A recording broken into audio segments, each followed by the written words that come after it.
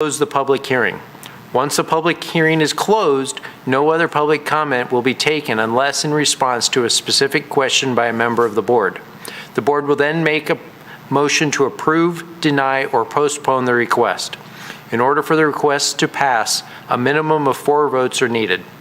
If the request is not granted, the applicant has the right to appeal the board's decision to Oakland County Circuit Court. All right, thank you, Mr. Eisenbacher. We'll move on to our third item on our agenda, which is the approval of the minutes from the September 2021 meeting, which the draft minutes were printed in our agenda packet. I will note, and I had a conversation with Mr. Evans about this via email earlier today, that when I was reviewing the minutes from September 21, we had one item on the agenda, which was the variance request at 5282 Ludstone. And the printed version in the packet indicates that it was a unanimous vote granting the variance. That was, the motion was made by Mr. Eisenbacher and seconded by Mr. McCauley. But when I went back and looked at the video, it was a 4-3 approval with Mr. Rahman, Mr. Kenkre, Mr. Desmond, and Mr. Eisenbacher in favor, Mr. McCauley, Mr. Green, and myself as a no. And it was a motion by Mr. Eisenbacher, but it was seconded by Mr. Desmond. So with all that said, I know Mr. Evans, if you want to chime in, there's the physical copy that I have to sign has that change indicated, but I think it would be appropriate to move to amend the meeting minutes. Yes, I think it would, and I also watched the video and concur with the changes, and we've actually changed the draft already. Okay. Mr. Green? I move that we amend the minutes as printed in the digital packet to reflect the changes present in the physical copy that you have in front of you as stated. Second. All right, seconded. Mr. Evans, can we get a vote? Mr. Bossenbrook. Yes. Mr. Green. Yes. Mr. Desmond. Yes. Mr. Eisenbacher. Yes. Mr. Forster. Yes. Ms. Malala Holly. Abstain. Mr. Kenkre. Yes. Yes, Mr. Eisenbacher. Since that was a motion to amend, do we need a motion to approve? Yes, so I believe we successfully moved to amend the meeting minutes from September, and now we also, thank you, Mr. Eisenbacher, would need a motion to approve the minutes as amended. And second is we should probably clarify, I don't believe we're allowed to vote abstain. You have to vote yes or no. I believe that's accurate, Mr. Yes, even if you weren't at the meeting, you should vote on the minutes. You should only abstain if you have like a conflict or something, but if you could vote on the minutes even though you weren't present, so you could vote on that. Okay. So do we have a motion to approve? I will move to approve. Okay. Second. Seconded by Mr. Green. We now have a motion to approve the minutes as amended. Mr. Evans, I think we're ready for a vote. Mr. Desmond. Yes. Mr. Bossenbrook. Yes. Mr. Eisenbacher. Yes. Mr. Forster. Yes. Ms. Malala Holly. Yes. Mr. Kenkre. Yes. Mr. Green. Yes. All right. Minutes have been approved as amended by the motion. So we will move on to item number 4, which is the agenda that we have printed for tonight. Unless there's any discussion, I think we'll go ahead and approve tonight's agenda. Very good. On to item number 5, which is the hearing of our sole case tonight, which is a variance request at 4721 Stoddard. And I will begin by asking Mr. Evans from our planning department if he could present to the board just an introduction to the case. Thank you, Mr. Chair. This is a variance request for property at 4721 Stoddard. to construct a home addition set back 34.5 feet from the rear property line, where the zoning ordinance requires the addition to be set back at least 40 feet from the rear property line. Now, this is an aerial of the neighborhood. The subject property is down here near the bottom, and this neighborhood is south of Long Lake Road and east of John R. This is Larson Middle School right there. Now, that's the same aerial, and everything you see in yellow denotes property that's zoned identically to the subject property, which is single-family residential. And we'll zoom in a little closer to the neighborhood. And that's the subject property aerial there. Now, this is their site plan with Stoddard on the right.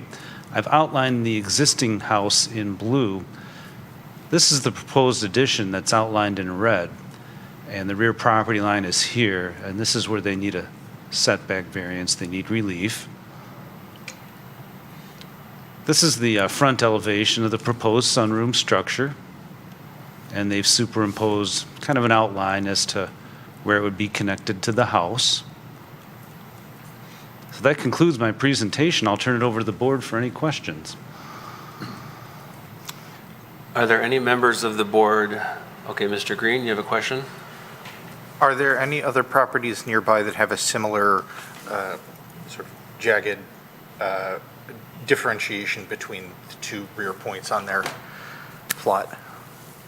Well, what I can do is zoom in on this aerial, and this is from your packet, the agenda packet, and give you an idea of how that looks. This is also one of the pages out of your agenda packet. If you need a close-up view, or I can zoom in. But here's the subject property.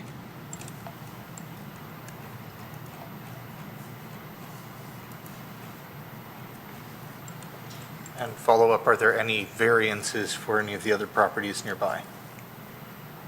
In the area, no. Okay. Thank you. Mr. Forster? So, and this is really a question about my understanding of how that would work. I went by the property this afternoon, and I noticed on probably 3 or 4 of those properties just north of this property, there are outbuildings. There are, I don't know whether you would call them tool sheds or places to keep your lawnmower or whatever, that are literally on the property line. So are those unpermitted structures? Well, for decades, the ordinance has required that detached accessory buildings, such as the one you're describing, are supposed to be 6 feet off the property line. We don't necessarily know the history of each structure. Maybe it was built before the ordinance, but either way, they are allowed to be closer, for example, than the required 40 feet we're discussing tonight. Okay. Thank you. Any other questions for city staff? No? Okay. Thank you, Mr. Evans.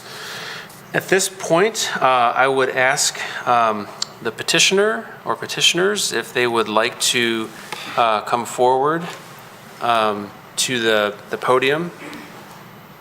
And if you could just identify yourselves for us, so we have microphones that are picking up the transcript and recording, so we just need to, get your name and, I guess as best as possible, try to speak into the microphone if that's possible. Okay. I'm Sarah Roll. This is my husband, Jim. We've lived in Troy in this house for almost 32 years. 3 kids that went through Troy schools. 2 still live at home. 1 works at Lukic's in Troy. So we've been here a long time. Jim was a volunteer firefighter for 10 years. He worked on the finance committee, representing all the stations. Yes. We love living in Troy. We love our neighbors. My sister lives 3 blocks away. If all goes well, we'd like to live here another 30 years. We've been talking about building a sunroom for a long time. Now that Jim's in a wheelchair, we're spending a lot more time at home, and we just decided it's time to make this happen. As it's stated in our appeal, and as you can see, our rear property line slants, and the short side of that is on the north, which is the side that we have to build the sunroom on. The other side is the garage side. The current setback that's there does not allow the size of a sunroom really that we need for comfortable maneuverability of a wheelchair in there. As you can see, our rear property line borders the Larson Field. There's a nice group of trees there, mature trees that provide a buffer between us and the field. The property line on the north side, where our next-door neighbors are, there's a row of tall arborvitaes that separate the two lots. So it's not a privacy issue. Nobody is really going to be negatively impacted by the building of the sunroom, and having it will mean a lot to us. So that's all I have, unless you have questions. Thank you, ma'am. Any members of our board, Mr. Green, want to ask a question of the petitioner? If I could, so looking at this plan, I couldn't tell exactly from that or the photos, what, obviously on one side is a garage, and that would be implausible for a sunroom. In the middle, what's in that center? The middle is the door wall that goes into the kitchen and comes out to the backyard. We want to, the door wall is where that ramp is. We want to build it off the piano room because this room is going to be more of a sanctuary room, not a through room to go, the dog goes in and out. We want this to be a special room, and that's why it's going there, not in the middle. Thank you. Mr. Forster? Have you talked to any of your neighbors about this, told them what your plans are? Did you get any reaction from any of them? Yes. Our neighbors to the south, we can't even see their house, they can't see ours, or the yards, there's a fence, there's trees. Our neighbors to the north have lived here longer than us. They're very good friends of ours. As I stated, there is a row of arborvitaes there. We have offered to put in a double row just to give a little extra buffer. They don't have any problems with it at all. Mr. Eisenbacher? Just to clarify, when you say they don't have any problems, they did not want the arborvitaes, or did they want the arborvitaes? Oh, no, the arborvitaes have been there. Okay. They're already there. We're going to add another double, like a staggered row, just to fill it in and, I don't know, make a little extra, privacy. Yeah, but it's, the point is, the point is, they are good, Yeah. yeah. They don't care if we do or not. They're fine either Yeah. way, but we thought it would be nice for both of us, really. Okay. Mrs. Mahalalali? Thank you. The proposed sunroom that you are thinking about, how tall is it going to be, or is it going to be the same height as the house that It's a currently little exists? bit, A little less. Yeah. Less? Yeah. So that border that I see is what it's going to be? Right. Okay. Thank you. Okay. Any other members of the board? Mr. Kenkre? Yes, so from the plot of the land, so one side is 129 feet, the other side is 136 feet, right? So if it were a rectangular, and if you had the 136 feet, then you wouldn't have this issue, because it would already have been Right. 40 feet. Right. But because it is less on one side, Correct. you're running short. Yes. Any other members of the board? Nope? Okay. You feel free to sit back down. I think we have concluded that part. Thank you for your presentation and for fielding our questions. We appreciate it. your, this one here is good. Mine is, mine is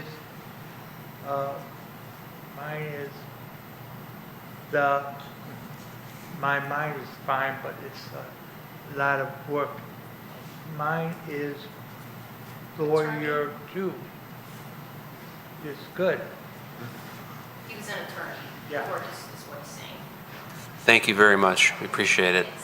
Okay, I will now open any public comment.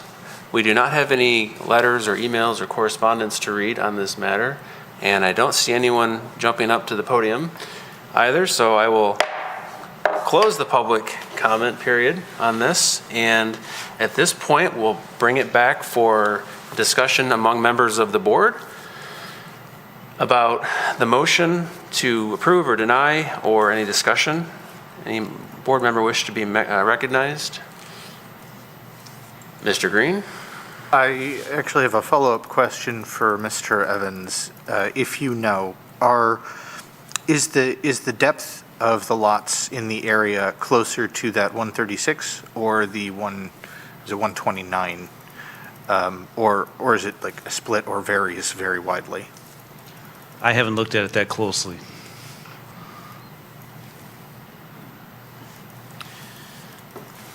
I'd just like to make a comment. The homes that are just north of, I drove through there this afternoon, and then I went to the driveway by Larson Middle School, which goes 2 houses away from where their house is. And if you look, all those that block just north of them, those yards are much smaller. I can't envision that they would be 40 feet setback. So this seems like it's I don't know if it's an aberration or if it's different in that area, but there are, in addition to those outbuildings, there are decks in the back of some of those homes. And so there are a lot of cases where the usable structure of the home is closer than 40 feet, just based on my view, my anecdotal view of the area. If I may, are you speaking to the ones that are just north of it, you said? Yeah, so if you look at that, there's a block really that's just north in that picture.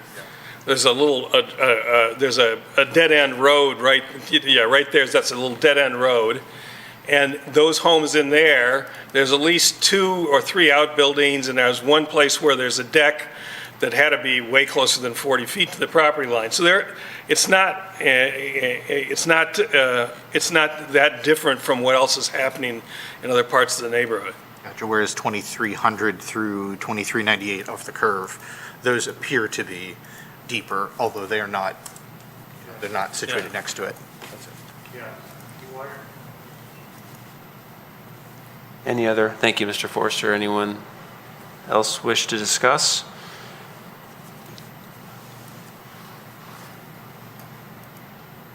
Do we have any motions pending? Sure. Mr. Eisenbacher? I will make a motion, let me get to the correct page.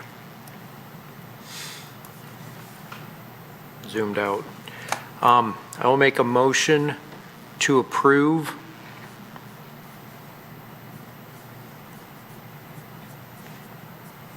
the variance request be granted for A, the exceptional characteristics for a property which make the variance to be sought, make compliance with dimensional requirements substantially more difficult than would be the case for the great majority of the properties in the same zoning district, is the location of the house on the property, location of the trees on the property, and the adjacency to the school in the rear.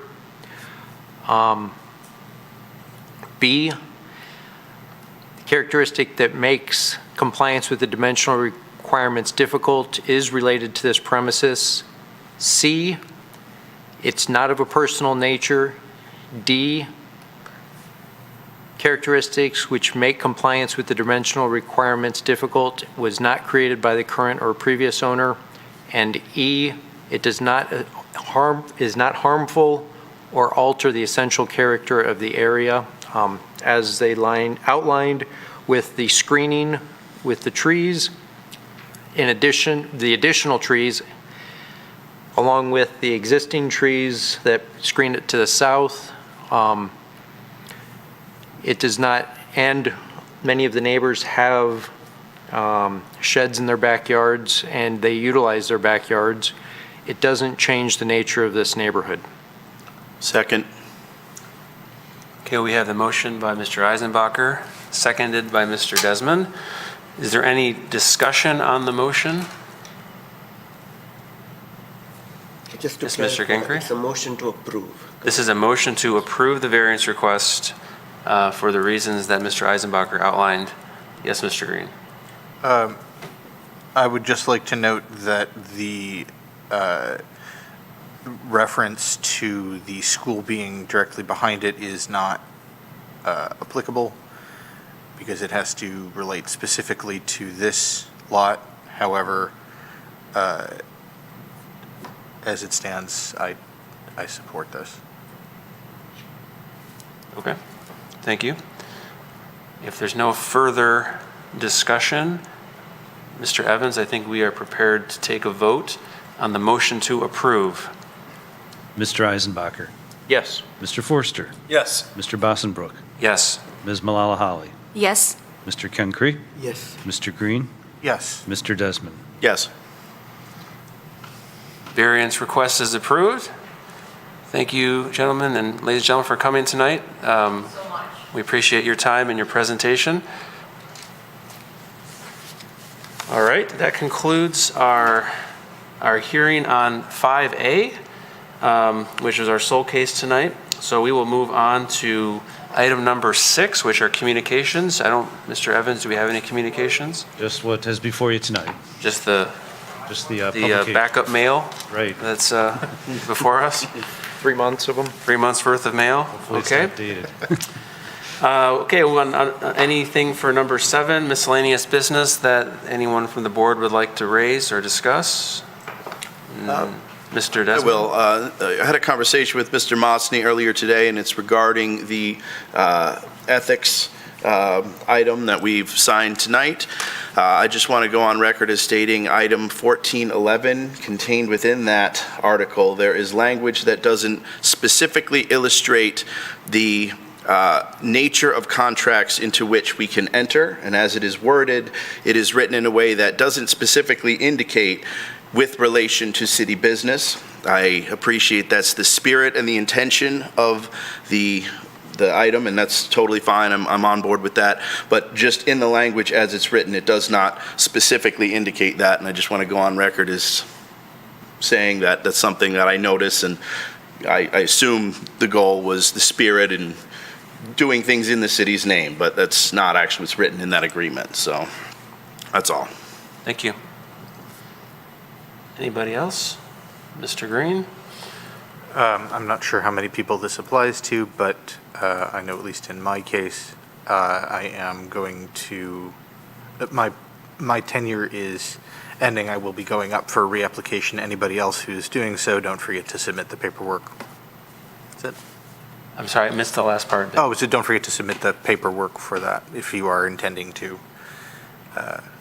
request reappointment. Request reappointment? Mhm. Gotcha. Did you say that you are up for I am. reappointment? I will be, yeah. Okay. Good note for everyone. Anything else? Appreciate it. Okay. And I don't see anyone else for public comment for 8.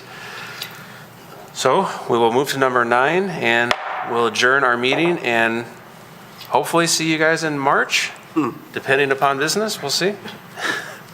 Maybe another 5-month hiatus. I don't know. But it was great to see everyone and we'll see you soon.